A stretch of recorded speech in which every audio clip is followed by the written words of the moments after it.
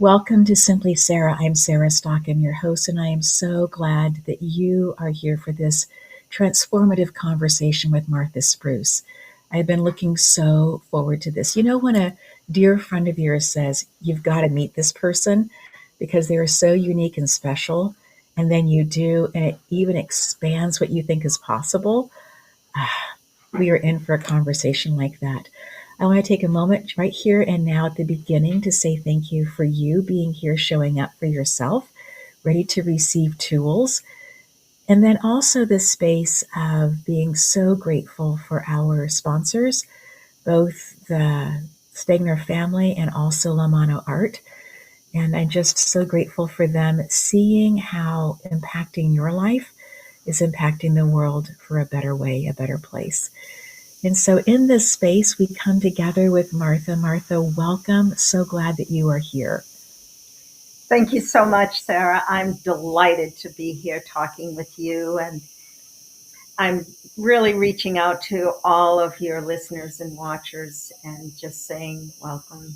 I'm so happy. Thank you. Yes, I am as well. In this space, I just invite you to share a little bit of your story of how did you become a person who is so involved in doing Reiki, not only for people who are reaching out to you, but also on a university campus. How did this become part of your life work? Gosh, it's a story that started a long time ago, Sarah. Mm. I'd like to share that I really didn't find Reiki. Reiki found me. It was so fortunate. I was deeply depressed and Mm. quite anxious after a brain injury from a car accident. I was hit head on by a car when I was in college. So this was many years ago. And I really struggled a lot. I wanted to disappear. I didn't think I had anything to offer. Mm. Previous to the car accident, I was sailing along. I was in honors programs at the University of Maine at Orono. I was doing wonderful things. I was aiming to be a nurse practitioner, or nurse midwife, perhaps a physical therapist. I was all about the body, such a beautiful instrument. And then all of a sudden, after this car accident, I was on my bicycle when I was hit head on. I couldn't really figure out what had happened. I was not diagnosed with a brain injury. I was told I would be fine. That didn't happen. But I didn't connect the dots, and people with brain injuries often don't connect the dots to realize, oh, I've really got something going on here that I wasn't counting on. Right. I, I had a 9% working memory all of a sudden. I had a terrible time organizing myself, a lot of executive function problems.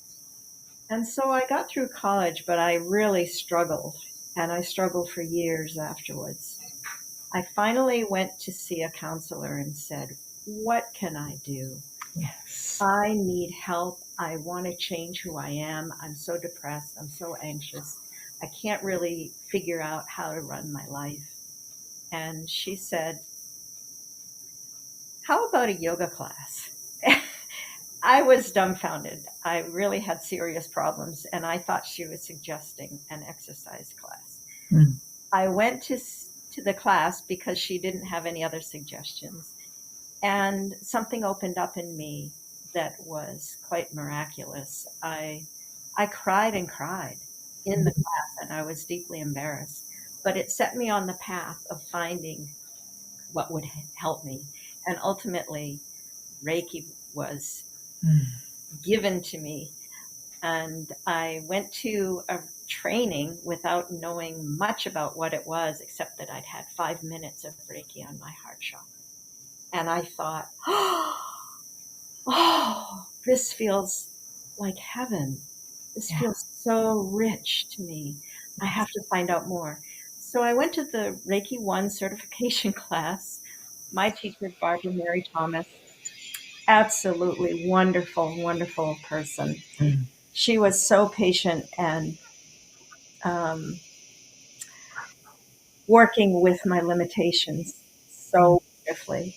And I had no confidence. I told her I couldn't possibly be a practitioner, Mm. and she helped me out. Then I told her I couldn't possibly do anything more, and she said, "Oh, yes, you can. You can teach." And I thought, by this time, I'd kind of figured out that I did have a brain injury. And I said, I don't think so. I don't think that's going to happen. She inspired me. Reiki inspired me. Self practice inspired me. Every day, treating myself. What a miracle. Mm. I regained my memory for the most part. Still have trouble with names. I regained my executive function. I feel like a walking miracle because of Reiki. I am so, so lucky to have had Barbara as a teacher, Mm. and I've had other teachers as well. I've I've regained so much more than I had in the beginning. I've found a spiritual calling, and I've found a spiritual foundation. Mm. Martha, I am just sitting with this remarkable, miraculous story of the struggle after you were on the bicycle going to an honors class in college and being struck by a car and being told that you were going to be okay, and yet finding that the little things in life were difficult to do. And to go from the top of perhaps what you felt like the top of your game to a place where it felt like functioning was really difficult and arduous, you choosing to talk with somebody. And even when what felt like a misrepresentation of what you had been sharing to them about how difficult life was, that you still went ahead and went to their recommendation of a yoga class.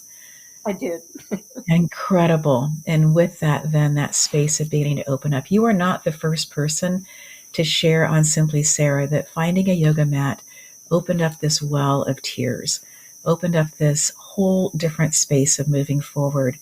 There is something that happens when we begin to intentionally move our body, Yes. that we find places that feel stuck, that feel like the energy, the muscles are just holding on, and finding ways to potentially easily, potentially over time, be able to move in such a way that we're able to release things that we've been holding on to, fears, uh, lack, and finding that we have been, in my story, carried, it felt like, from where I was to where I became at that particular place. So in this, then you choose very much to go into the world of Reiki, not only taking the class for yourself, going through all the different levels of certification, but also being told by your teacher that you would make a phenomenal Reiki teacher. How did that make you feel when you first heard these words of potential expansion in your life?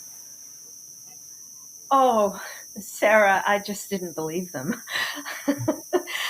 um, I I kept having my mind expanded by the practice. Mm. And each time I thought, this must be the limit of what I can do. And then my teacher would give me another challenge. Mm. One time she said, Martha, I'm going to California for a few months. I'd like you to take over my public clinics. And I said, oh, I couldn't possibly do that. And she said, well, I'm asking you to, and I don't have anyone else in mind. And she had a lot of other students, so I thought she could easily ask someone else. But she kind of knew what she was doing with these challenges. She was Yes. asking me to step up, asking Mhm. me to suspend my limitations. And the limitations actually only existed because I had put them there. Mm. Reiki kept um, bursting my bubble and making bigger bubbles. Yes. And now I feel so grateful for the life that I have. I Mm. can't believe that I was once depressed and anxious. Yeah. It surprises me because life is so rich, so beautiful. Mm. I wake up every day thinking about the wonders of nature outside my door. I'm I'm astounded that my eyes weren't open Mm. before Reiki opened them, and, Ah, it's and my beautiful. teachers opened them for me. Yes. I think that anyone who might be listening and thinking about their limitations right now, uh, dare to believe that something can happen. Mm. Yeah. Dare to believe. Yes. And that will lead you to a wonderful, wonderful expansion. Mm-hmm. The universe is a universe of love. Mm. We are, I think, um, children of that universe that are put here to help each other Mm. in every way that we can, to realize that love is the grounding force and the moving force. Mm-hmm. And when we have both a grounding force and a moving force, there's really nothing that is impossible. I feel that I'm living proof of that, and I have witnessed that Yeah. in my clients and in my students. I've had some pretty um, challenging situations to work with Mm. for people with cancer, and oftentimes it's I'm realizing this has nothing to do with me except that I am a willing tool. I'm Right. so willing. And if I lead with my heart, and it's not a personal heart, it's a it's a universal heart. I don't know if that's clear, but maybe you know what I mean. There's something wonderful in Reiki that asks us to jump over our personal ideas about what might be going on, Mm-hmm. and to become a vehicle for Mm. a universal force. Mm-hmm. I do believe that anyone can access this wonderful place of healing power. I Mm. don't have anything special. I just became willing. Yes.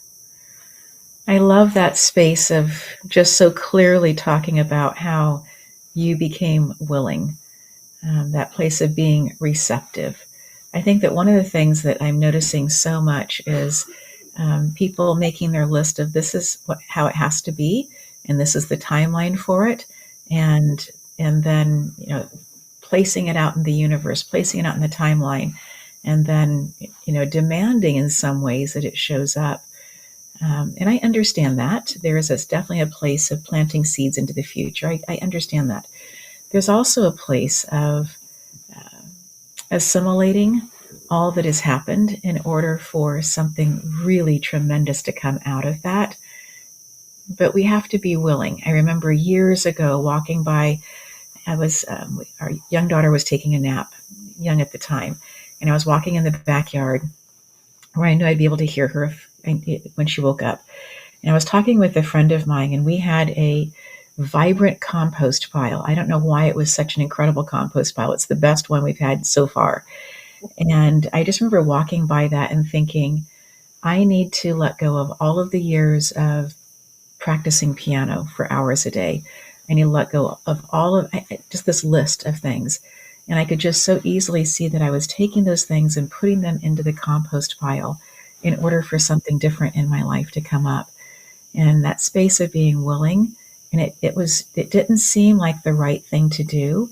My parents had invested so much into me having these private lessons with incredible um, teachers who had been trained at the Paris Conservatory. I was in such a quandary inside of myself, like, is this really the right thing to do? And yet In that moment, as things presented itself, I absolutely knew that there wasn't another question about what I needed to do. It was no longer that I owned these gifts.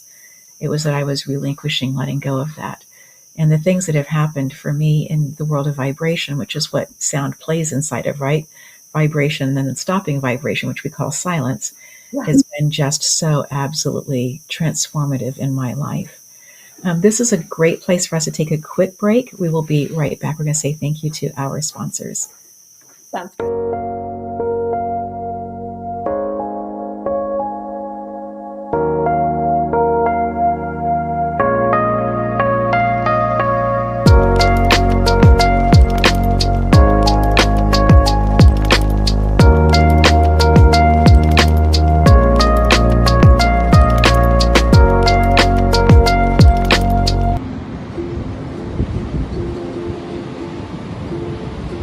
Hi, I'm Michelle. I am the founder and owner of Lamano Art.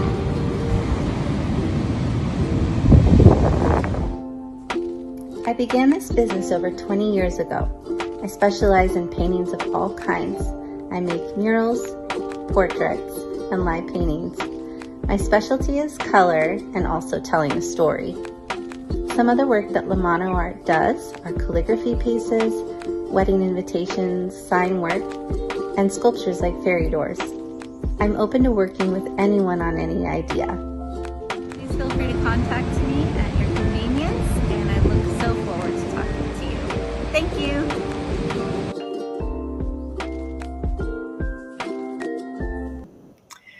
Martha, I am loving this conversation. You then began to work on college campus. Tell us a little bit about how that happened. And we for sure want to get to also the space of uh, feminine energy. So that's coming up later in our conversation. But how did you begin to work on a college campus? Well, this was very exciting to me. I live close to Bowdoin College, which is a beautiful, small liberal arts college in Brunswick, Maine. And living close by it and being energetically sensitive, I could feel the amount of stress emanating from the campus. Yes. And one day I happened to have a client having a session. And after the session, I told him a few things about what was going on with his body that I noticed that he hadn't told me about. So he had a feeling about my um, energetic sensitivity. Mm-hmm. And he said, "You know, Martha, um, I would like to see how we can bring what you do to Bowdoin College." And I said, "Oh, I'm very interested. Could we do that right away? I'd love to train the students there. I'd love to bring public, a clinic for the students, Mm-hmm. maybe every week." And he said, "Well, in due time." And I found out that working with um, institutions means that you have to really wait until the time is right.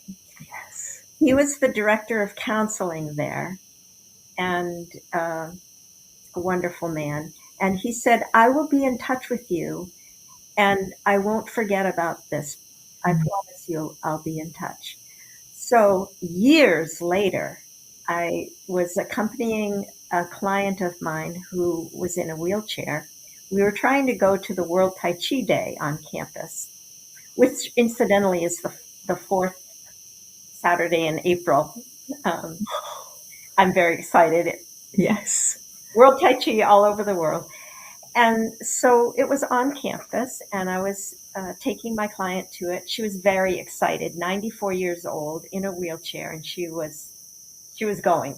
So I was making sure that I could get her there. And when we got there, it was raining. So they had moved the Tai Chi celebration to a second story um, room in one of the campus buildings at Bowdoin. And I had a little bit of challenge getting her up there, but we did. And when I brought her back down after the Tai Chi gathering, I kind of half carried, she half walked down the stairs, and I plopped her on a tree stump and got her back, went back up to get the wheelchair. And there was the director of counseling right in front of me with her wheelchair. And Incredible.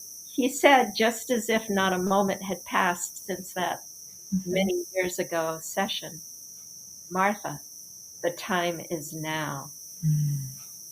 His name is Bernie Hirschberger, the director of counseling. I'm very grateful for him. Yes. He's no longer at Bowdoin College. He moved to the West Coast, but he left his legacy. And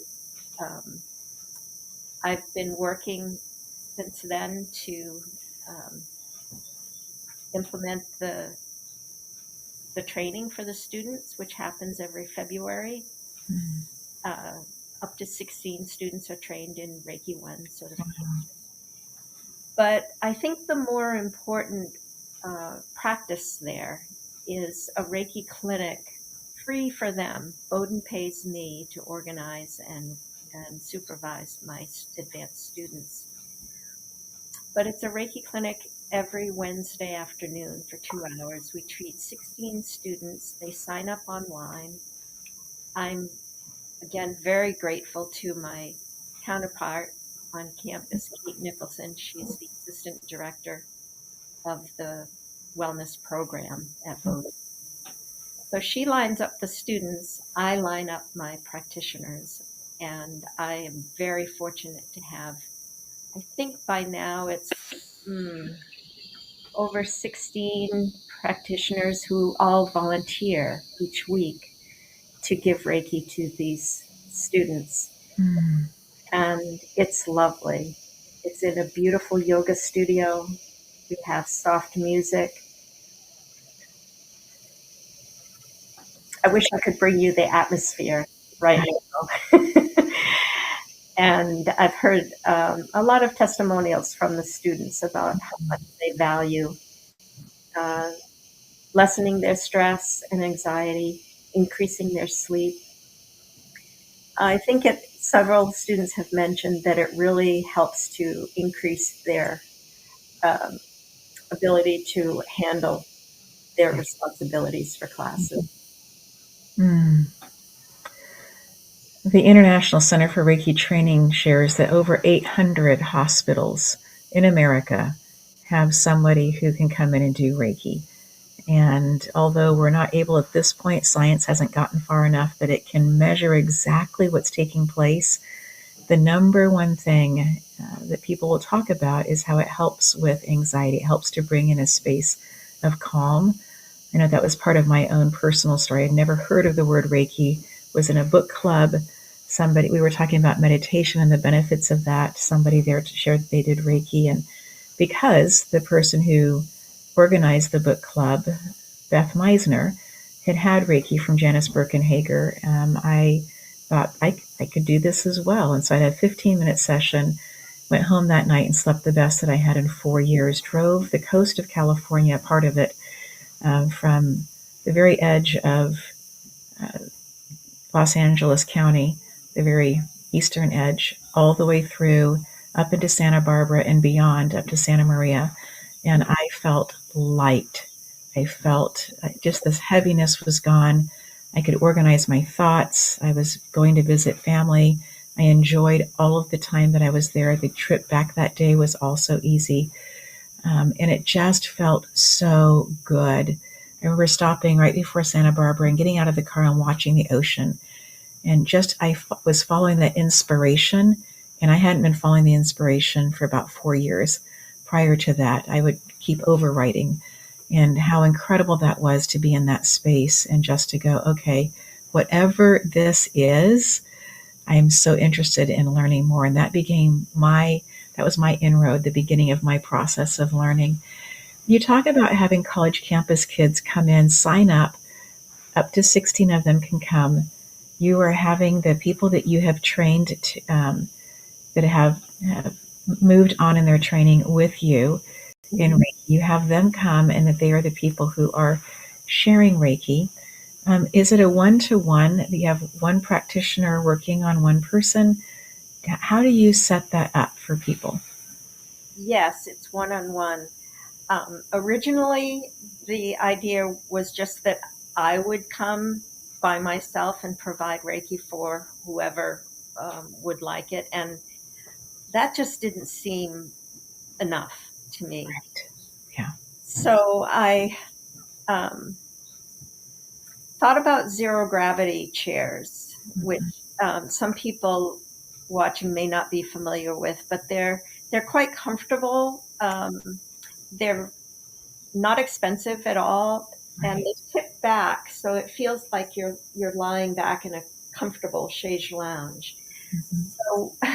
So, so Bowden bought a bunch of zero gravity chairs, and each clinic there's four set up, and we do half-hour sessions, one-on-ones with Like four that. practitioners, four students, and then at the end of the half hour, four more students, same practitioners for 2 hours. So Mm. that's how we get 16 people per clinic. Mm.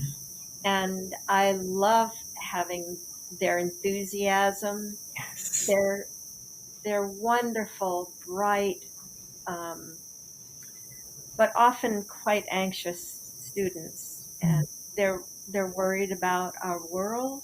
They're worried about their classes, what their future is going to look like. Yeah. And many of them have said, "This is the oasis that I Mm-hmm. come to. This is the one thing I can depend on in the week that will help me Yeah. scale down my anxiety and my worry." Mm. It's lovely to hear that. Yes. And there really is something about if we are carrying a literal burden, carrying a backpack that it has a lot of heavy stuff in it, and we're on a hike, Mhm. it feels so good. In the beginning, it's kind of easy to carry, perhaps, but there comes a point where the lower back gets really hot and sweaty, and where the Mhm. body just wants to release it, right? Wants to let go of and just put that pack down. And I liken that at times to what's taking place emotionally, and what Reiki is able to let people do is to allow them to put down the heaviness of whatever they're carrying, or the jumbledness of so much. Because college kids are in that space of many of them having jobs, wanting to connect in with home at some level, may have younger siblings that they who look up to them that want to have more time with them. They're trying to keep all of their classes straight, trying to do well in that. They're keeping their eye on the future, which could be a summer job, could be what are they going to do when they graduate, can be all these different pieces. And then there's the just day to day, keeping clean and having food and all those different kinds of things. All of these pieces that fit together in this really complex schedule. And to have a place to be able to come and relax and to let go really is a remarkable, remarkable thing that you are offering. Sarah, I love your metaphor of putting down that backpack. Mm. That's just what they do, both literally and Yes. figuratively. Yes. It's wonderful. Um, I feel lucky and kind of proud, I guess, to say that this is the only clinic that I know of on a college campus, Mm-hmm. a Reiki clinic in our nation. And I'm very hopeful that I can Yes. expand that and show other campuses, Mm. other colleges, you can do this. Easy Mm. to do. I can help you.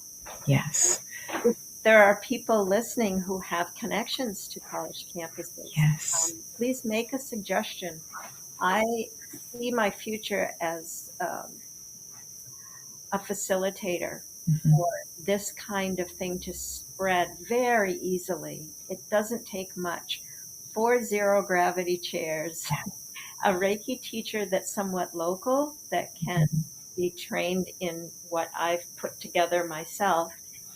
They don't need to reinvent the wheel. I'll show them. It's quite easy, and it is so helpful for these Yes. kids. They're not kids anymore. They're tomorrow's leaders. They are.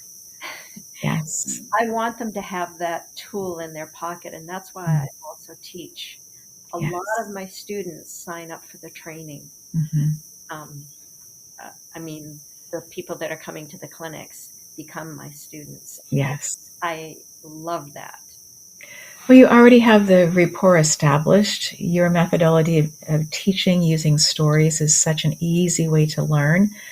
And then having it be for them, in my mind, I see it as being a larger understanding of what is taking place when they come. It takes away some of the mystery of, I go on Wednesdays and I get to lay on that easily foldable, lightweight, zero gravity chair, but I'm not really sure what's going on. I just know that I feel better. And then coming into this space with you of learning and then being able to go, oh, not only do I feel better, I have a deeper understanding and a deeper respect for this beautiful energy that flows through.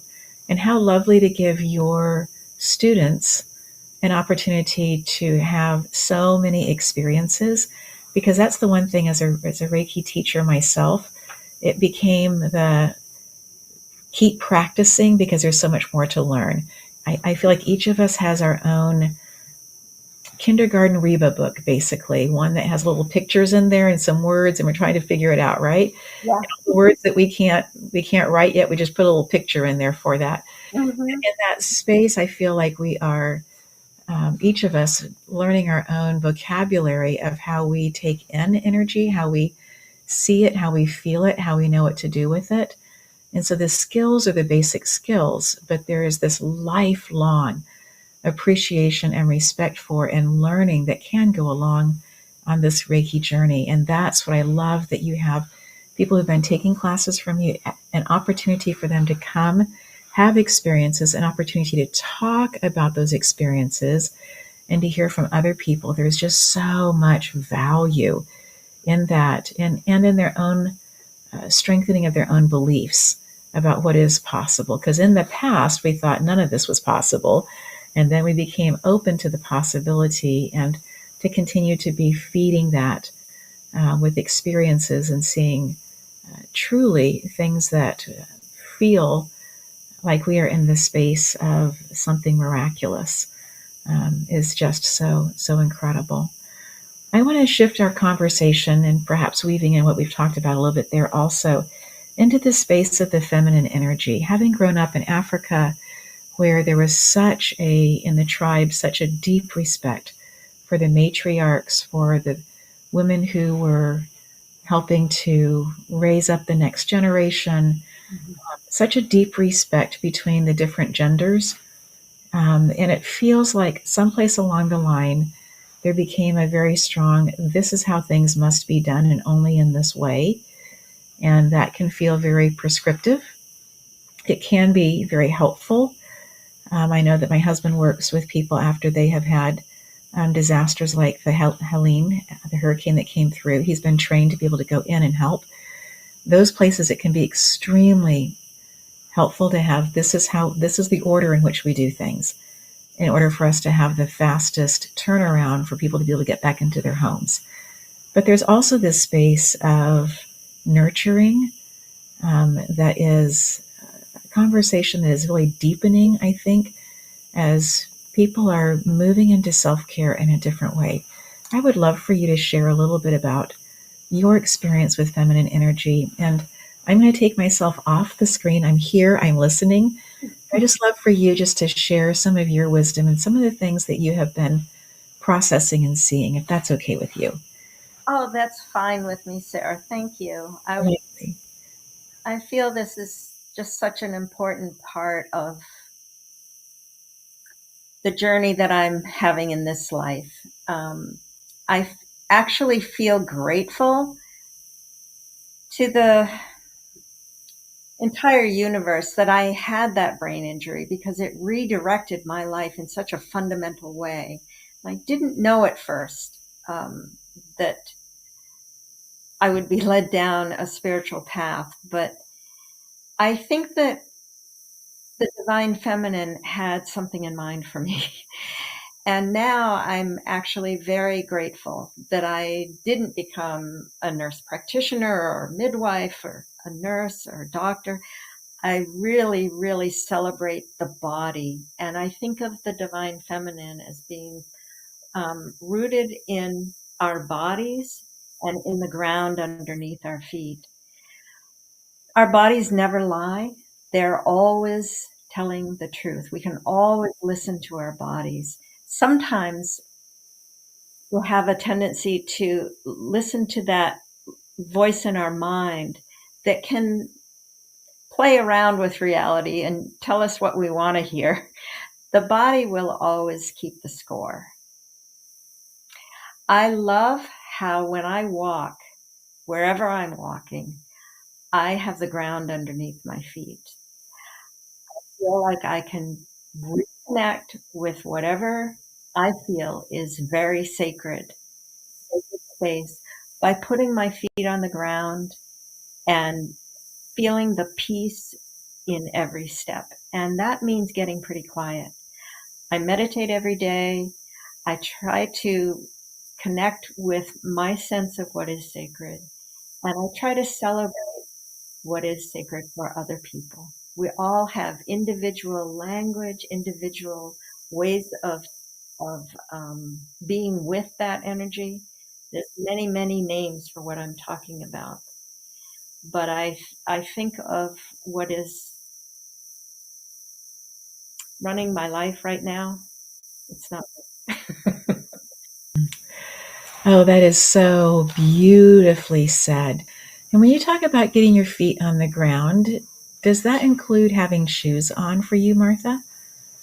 Well, in the wintertime it does because I live in Maine. But in the summertime, I love to walk in the woods, walk on the beach. I live close to the ocean, which I'm very fortunate to have the ocean nearby. And I love connecting with my bare feet. Mhm. It's a spiritual practice. It really is. There's something for me about, I'm thinking right now of being on a beach with sand, and sometimes the sand can feel pretty hot by the end of summertime. Yeah. But particularly in the earlier summer period of time, how lovely it feels to just allow it to be opening up an energetic space on the bottom of my feet. I feel like there are portals on the bottom of the feet that when we open those up and being on doing grounding exercises, which can be walking barefoot underneath a tree, on lovely grass, in the forest, on a path, by the ocean, squiggling our feet in on into a stream bed, all of those places of being able to connect in differently. But it also uses our senses to bring us back, right? To come back into a space of, oh, this is the present. Because I feel like our minds spend so much time rehashing stuff that's already happened. And when we look back, we call that depression. Or we spend time squirreling ahead trying to figure out how to organize the pieces together. And when we look at that and do it that way, we call it anxiety, looking into the future. And so finding spaces where we can go, oh, this is who I am and where I am. I am present in this moment, and I am taking in what it feels like to be alive and present in this moment. And somehow that helps to diminish anything in the past that I feel like I may have said, even if I've apologized, may feel like there's still something that kind of feels sticky about it. It takes care of that in a different way. And when I look towards the things in the future, I can begin to say, wait a minute, there are so many different things that are happening all at once. And I don't know how they're going to fit together. But if I look at my life consistently, I have been cared for, I have been provided for, and therefore I can trust that whatever this thing is or the things are that I'm hoping are going to fit together, I can relax and know that there is a design for them and that they will beautifully fit together. So that space of grounding for me is a space of really finding a different type of energy and being present without having to be morose or concerned. So well said. So well said. There's a particular point on the foot. It's kidney 1, which is also called the bubbling spring. Mm. And when I'm touching that point, I feel like I'm opening my body to the, the essence of the earth Mm. and uniting with it. I use that point at the end of each session that I do for a client, and I train my students to find that point, Mm. press on it. Can you describe on the foot where that point is? We have the pad of the foot, we have the heel, the space in between, we have the area that is the bridge of the foot, I guess you would say. So talk us through a little bit about if this is the first time that somebody's heard about kidney 1 point on the bottom of their foot. Oh, it's such a beautiful, beautiful point to press on the body. If you draw a line down the midline of the foot from the toes to the heel and kind of divide the foot in half, then if you draw a line underneath the big um, ball joint that the big toe connects to, and where those two lines intersect, there's a little pit, kind of a little cave that you can press your finger into. And it's kind of like this cave right here. Mhm. There's a little bit of a recession that's soft. And when you find it, you know it. Mhm. And what you can do is to press in enough to engage with your foot's energy, but not so much that you obliterate an energetic pulse. So you push in, and I use my third fingers on another person or on myself to find that. And I engage with a little bit of pressure, not a lot. Then I wait, and I'm just waiting for the energetic pulse to come into harmony, to come into balance.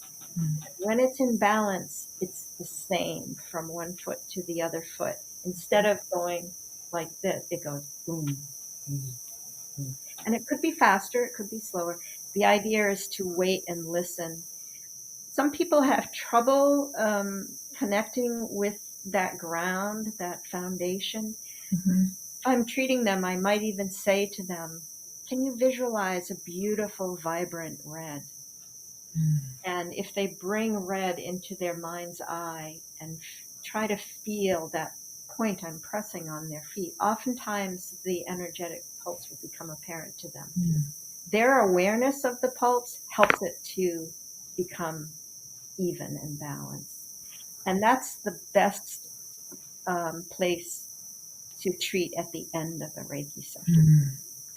And the color red is also associated with the root chakra, which our feet and other areas of our body are also connected with that. So that's why that color red. And when you said red, I began to see a beautiful, deep velvet red, one that I could actually feel as you were saying that. That is so lovely.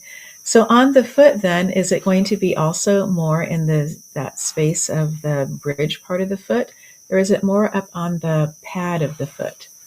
It's just underneath the pad. The Beautiful. pad is a little bit rough and Yes. hard. The soft place is right underneath. Yes. Oh, that's so lovely. And to find that space where you were going from the toes all the way down to the heel, that the middle part of that. Yep. You give such lovely directions. Thank you, Martha. That's such a great tool for people to be able to use to gently press on that. You can do it for yourself to bring yourself into a place of grounding as well. You can. And I think that what you spoke about presence is really the ground of being for me for Reiki practice. If I'm being present with the person that I'm treating, with myself, with an animal, even with a plant, being present is the essential part of Reiki. Nothing else matters nearly so much as that. Having unconditional positive regard for this person, which I think of as kind of an impersonal, universal love. I don't have to know them to Right. feel that universal love for them. Yes. That's important too. But to stay present in the moment, what are my hands feeling in the air above their body? Or if I'm touching, what are my hands touching? I took shiatsu training years ago with a wonderful teacher who trained in China, and his directive to all of us in his class was, what are you touching? We're not touching clothing or skin. We're touching essence. We're touching soul. We're touching spirit. We're touching emotion. We're touching the past and the future and the present of this being on the table. And sometimes their past was full of trauma, and that trauma comes right up to meet the Reiki. And in that safe space to let go. It is such an honor to witness the letting go of past trauma. Yeah. I'm not a therapist, I'm a body worker. Yes. But I have noticed for myself in my own trauma from my car accident that I can let go when I'm in a present space that is being honored. Either just for myself or with another practitioner. Yeah. It's sacred space. It's lovely how simple body work couldn't be easier than stationary hand positions. Right. But at the same time, there's layers, as you spoke about, there's layers and layers and layers of awareness that open up the more we do Reiki and the more we have presence for ourselves and presence for other people. It's a wonderful practice. Anyone can do it. Yes. In fact, I've noticed that animals have an instinctual understanding of Reiki. They give Reiki. They never took a class. Right. But we can take a lesson from the animals around us who are full of absolute unconditional love. Yeah. That's what we're here to learn. Yes. And that's what Reiki practice promotes. I really appreciate you talking about this space of universal love, because I can feel like I care or I love somebody or something, or love a certain situation, right? And yet there is this place of a larger conversation of being able to say, we are connected. And I may not know who you are, I may not know your story, but we are doing this human life at the same time, and therefore there is relevance inside of that. Can you speak a little bit to how you perhaps use Reiki with people that you don't know when you see situations that cause you perhaps some concern? And again, don't know the people, but what do you do in those situations? Or even if you do know the people and you start to see that different philosophies are starting to collide, what do you do as somebody who is observant um, and practicing all the time? Well, what you said just brought a story to mind that was quite unusual. I was on my way to my practice space when I had a practice in Bath, and the street just a little ways down from where my doorway was, and it was a downtown area, was blocked off by a police car. And beyond it, I could see fairly easily that there was an ambulance in the middle of the road. I slowed down to see what the situation was and just became very observant. There was someone that the ambulance attendants and the police were trying to encourage to get into the ambulance. This individual was out of control. I don't know what was wrong, but they were yelling. They were refusing to get in the ambulance. They were somewhat violent with the ambulance attendants. And I thought to myself, perhaps this person is having some kind of mental break. I didn't know, but I wanted to help. And I slowed right down and slipped behind a little bit of a barrier so I wouldn't be seen. and I sat down and I said, may I do some distant work with you? And I was thinking in my mind of this individual who's having so much trouble in the middle of the road. And I got a yes, help. It sounded kind of desperate. So, and those of you that are not familiar with Reiki may not be aware that there's such a thing as distant work, meaning you don't have to touch the person. You can intend with your mind and especially your heart. So I intended Reiki. I kind of shrunk the person up, so I was imagining treating them between my hands, which is taught in Reiki too. And I sent universal love and a broad wish for whatever was best for their highest good. Now, I have no idea what's going on right in front of me. I might have an interpretation, like maybe he's having some type of mental illness, but I don't know that. Maybe it's a physical seizure. I have no idea. So I just sat there for their highest good. I don't know what that is. I'm being present with this person with a sense of safety and absolute presence. So I kept my eyes open in case the altercation moved in my direction. Right. And I sent Reiki to that individual. And I was astounded within 3 minutes of sitting down to do that work. He settled down and got in the ambulance, and the ambulance drove away. It was really quick. And I thought, wow. I was really happy that I happened to be in the right place at the right time. Yes. And that it worked for that individual, and that I've had the presence of mind to ask. I think that permission is essential. It is invasive work if permission is not granted. Request. I feel strongly about that ethical stance with Reiki. It's a beautiful, beautiful thing to do, but we all have free will. I've asked some people if they wanted Reiki, and they said no. So I had to ask mentally for permission. And to me, that's important. But that was a very unusual situation, and I've forgotten what your question was. You answered perfectly.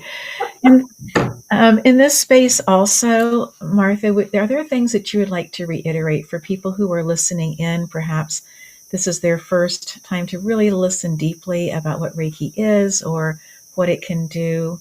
Perhaps you want to come back to the feminine energy. We'd just love for you to share some thoughts that you would like for the audience really to hold on to, the nuggets, all the nuggets that you've shared. Thank you so much, Sarah, and I've so enjoyed talking with you. I would like to, I think in closing, just emphasize how simple Reiki is to learn. The initial Reiki 1 certification course, which just means that you are introduced how to do Reiki for yourself, your family, your friends, your pets, and your plants. It's not a practitioner level. It is so easy to learn. It takes 1 day. Some people teach it in part of a day. I actually teach it in 1 day plus an evening before. I love to do candlelight attunements.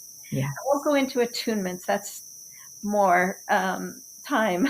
But I'd like to really emphasize the simplicity of being present and how easy it is to become willing for Reiki to transform your life. It is such an amazing miracle. I never thought that I would be sitting here talking to you, Sarah. I've been very grateful to my teachers and very, very grateful to the redirection of my life by Spirit in helping me to just become willing to have a spiritual life. Oh, that is so beautifully said. Thank you, Martha, for carving out time for this conversation. You are such a gem. It's just lovely to be with you. It's lovely to be with another Reiki teacher and practitioner, Sarah. I know that this is all very familiar to you, and we share a love of its simplicity and its presence. Yes, we do. And to our audience, we say thank you so much for being here, for listening to the end. I felt Spirit nudge me to talk about attunements before Martha said that it's a longer conversation, because it is. But I had a baby grand piano that needed to be periodically tuned, right? So there was a preset vibration that the tuner would come into and say, this is what we're going to tune this to. And so that's a similar thing that's happening vibrationally in this space of healing energy that happens during an attunement. If you are interested in Reiki, I invite you to reach out to Martha to find out more about it. And I'm just so grateful that you are here taking in all of this information.